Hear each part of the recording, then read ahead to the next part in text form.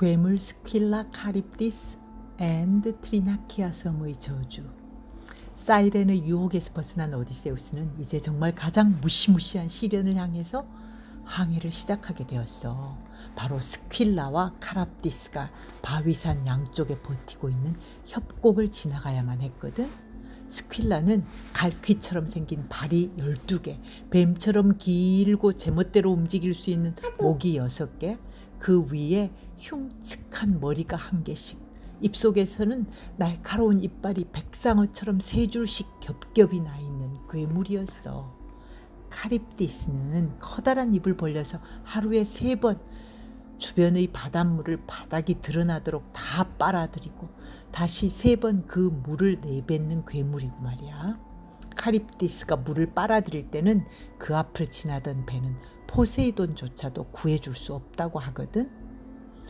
앞으로 다가올 시련을 말해주는 키르케에게 오디세우스는 이들과 싸워서 배와 전우를 꼭 구하겠다고 큰소리쳤지. 하지만 키르케는 말렸어. 스퀼라는 죽음의 신도 이길 수 없는 존재니까 절대로 대항해서 싸우려 하지 마세요. 희생이 있더라도 최대한 빨리 도망치는 것이 최선이에요.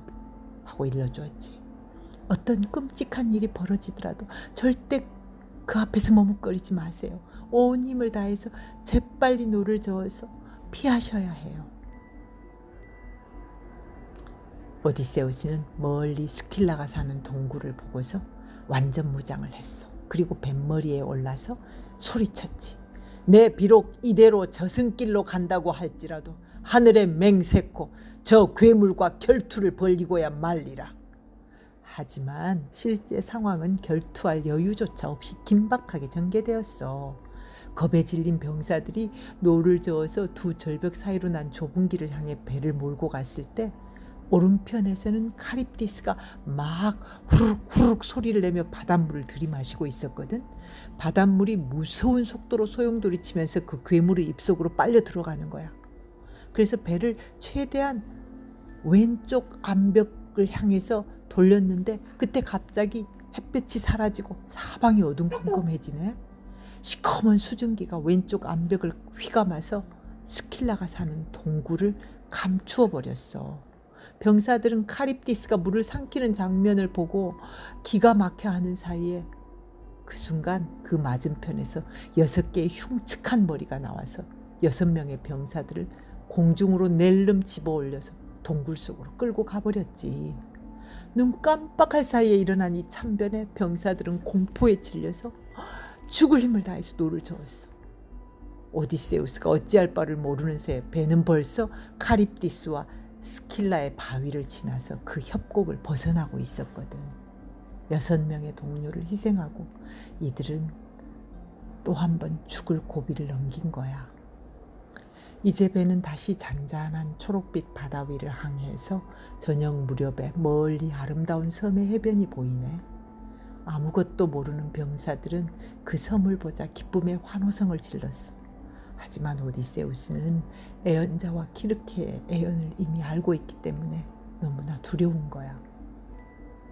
친구들이여, 저 섬에 정박하면 끔찍한 불행이 우리를 기다리고 있다네. 그 불행은 우리 자신의 잘못 때문에 일어날 불행이기도 하지. 제발 저 섬을 그냥 지나쳐 가세나. 하지만 오디세우스의 간곡한 청을 병사들은 듣지 않았어. 사방에서 불평불만이 마구 쏟아져 나왔거든. 우린 너무나 끔찍한 고통을 겪었어. 그대는 무쇠같이 튼튼할지 모르지만 우린 이제 온 몸이 다 녹아버릴 지경이요. 이제 저 아름다운 해변에서 좀 휴식을 취해야겠소. 그리고 어둠 속에 항해하다가 만약 폭풍우라도 만나면 망망대해 위에서 피신할 곳도 없소. 제발 저 섬에 정박해서 제대로 좀 먹고 쉬었다가 내일 아침에 항해를 시작합시다. 오디세우스는 모든 병사들이 자신의 뜻에 반대하자 걱정과 분노를 억누르면서 병사들에게 이제 사정을 했지. 자네들 모두가 나 하나를 이기기는 쉽네. 그래, 자네들 마음대로 하게나. 하지만 한 가지만 맹세해 주게. 저 섬에 있는 태양신 헬리오스의 가축들은 한 마리도 죽여서는 안 되네. 우리는 오직 가져온 음식만 먹고 마시고 만족해야 되네. 병사들은 신의 이름을 걸고 오디세우스의 말에 따르겠다고 맹세했어. 모두 즐겁게 저녁 식사를 준비해서 풍성한 식사를 즐겼지. 모닥불가에 보초를 제외하고는 다들 단잠에 들었는데 새벽에 폭풍우 소리가 너무 커서 모두 깨어난 거야. 해변에 정박해 놓은 배가 마치 나룻배처럼 파도에 휩쓸려 가니까 병사들은 해안가에 있는 동굴을 찾아서 얼른 배를 동굴 안에 끌어놓고 피신을 했어. 동굴 안에서 오디세우스는 다시 한번 병사들에게 맹세를 시켰어. 어떤 일이 있더라도 배 안의 이 비상식량만 먹고 섬의 가축들에는 손을 대지 않겠다고 말이야. 하지만 이야기가 어디 그렇게 흘러가나? 폭풍은 한 달 내내 쉴 새 없이 몰아치는 거야. 오디세우스 일행은 동굴에 갇혀서 가져온 식량을 계속 먹었는데 마침내 그 식량도 다 떨어지고 이제 쇠꼬챙이를 만들어서 새나 물고기를 잡아서 겨우 연명은 했지. 하지만 풀밭과 가축 우리에 있는 살찐 소들과 토실토실한 양들이 떼지어 있는 걸 보면 어찌할 바를 모르겠는 거야. 병사들은 마음이 정말 갈피를 잡을 수가 없어. 그래서 갈수록 병사들의 불평불만의 소리가 커졌지. 오디세우스도 뒤에서 수군거리며 자신을 욕하는 소리를 듣기가 좀 괴로웠겠어. 거센 태풍은 잦아들 줄 모르고 이러다가는 무슨 끔찍한 일이 생길 것만 같아서 오디세우스는 노심초사 잠을 못 이루겠어. 그래서 어느 날 오디세우스는 혼자서 섬 깊숙이 외진 곳을 찾아 들어갔어.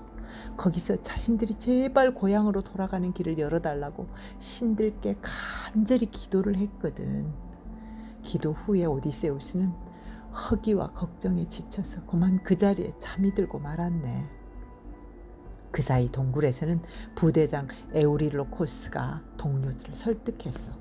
여기서 굶주리며 죽어가기보다는 살찐 소와 양 몇 마리 잡아먹자고 말이야. 나중에 이타카로 돌아가거든 태양신 헬리오스를 위해서 가장 훌륭한 신전을 지어서 사죄하겠다고. 그러면 된다고. 태양신이 만약 그래도 분노해서 자기들을 바다 위에서 죽게 한다면 이 섬에서 천천히 굶어 죽는 것보다는 짠 바닷물을 들이키고 빨리 죽는 편을 택하겠다는 막말로 병사들을 선동하면서 말이지. 병사들은 환호성을 지르며 그의 말에 동의하고 바로 가까운 풀밭으로 달려갔어. 가장 살찐 소 한 마리를 잡아서 신들에게 간단히 제사를 지내고 모두 구워서 먹기 시작했는 거야. 그때 잠이 막 깬 오디세우스는 이제 다시 희망이 마음속에서 솟아나지. 그래, 동료들에게 조금만 더 참아보자고 좋은 말로 한 번 더 달래야지 하고 서둘러 동굴로 내려오는데 갑자기 향기로운 냄새가 코를 찌르는 거야. 너무 달콤한 그 고기 냄새. 세상에 그들 모두를 파멸로 몰고 갈 그 고기 굽는 냄새인 거야. 오디세우스가 얼마나 놀라고 절망에 빠졌겠어. 하지만 이미 너무 늦었지. 오 신들이시여, 어찌하여 저에게 저주받을 잠을 보내셨습니까? 병사들이 돌이킬 수 없는 죄를 범했으니 이제 우리는 망했습니다. 결국 오디세우스의 탄식처럼 병사들의 행동은 태양신의 엄청난 분노를 일으켰지. 병사들은 자신들이 저지른 일은 어쩔 수 없어서 일어난 것이고 잠시 지나면 신들도 노여움을 풀 거라고 믿었어. 인간들이 되게 그렇듯이 말이야. 처음에는 걱정하다가 곧 아무 일 없으면 자기 잘못은 잊어버리는 거잖아. 하지만 신들은 잊지 않았지. 폭풍우가 다음날 잠잠해지고 오디세우스 일행이 항해를 시작했는데 한참 항해하다 보니까 순식간에 검은 구름이 몰려오면서 바람이 흐느껴 우는 듯한 소리를 내는 거야.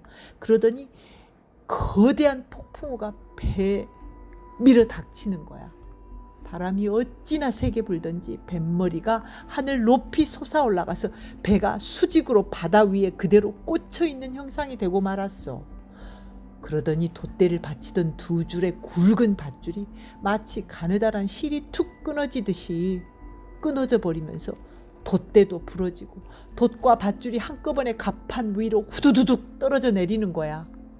방향키 조정하는 병사는 이 부서진 파편의 정수리를 정통으로 맞고 바닷속으로 꼬꾸라졌어. 들어가 버리고. 그런데 다시 번갯불이 배의 한가운데를 내리쳤어. 순식간에 배는 두 조각이 나고 바닷물 속으로 가라앉기 시작했지. 아, 수라장이 된 거야. 살아남은 병사들조차도 바닷물 위에 둥둥 떠 있다가 하나 둘씩 소용돌이 치는 바닷물 속으로 가라앉기 시작했어. 오디세우스도 물론 바닷물 속에 빠졌지.